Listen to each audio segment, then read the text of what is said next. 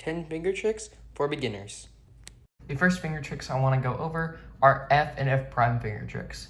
So an F finger trick can be easily done by just doing a regrip and using your index finger to push the front layer.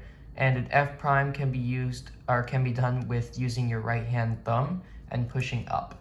And you can also do an F with your left thumb and push up. And you can do an F prime as well with your left hand and push down. The next set of finger tricks I want to go over are U and U prime flicks. So you can do a U and U prime flick by just using your index fingers, just like this. So you can do a U flick with your right finger and a U prime flick with your left finger. You can also do one like this with a reverse finger flick, just like that. But that is a little bit more advanced and quite a bit harder to learn when you're first beginning to start cubing. The next set of finger tricks I want to go over are B and B prime moves. So the way you can do B and B prime is for B, you can just regrip like you do for F. You can also regrip for B and just put your index finger down here and go B. And then for B prime, you can do the same thing and just do this. Now I want to go over R and R prime and L and L prime moves. So R and R prime can be used by doing a finger or a wrist turn because you don't really need to do this. This is just going to require extra cube movements that you don't need. So you can also do that with L. So L and L prime, R and R prime.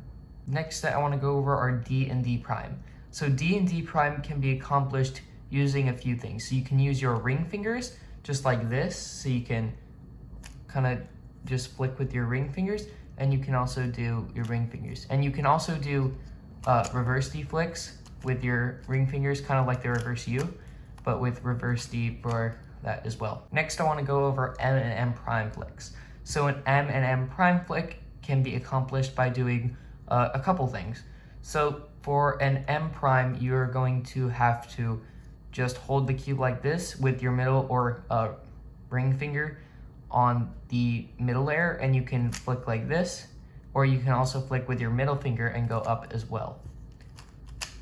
And M moves are accomplished by doing something else. So instead of flicking like that, you're going to have to, for M moves, you're going to have to push up like this.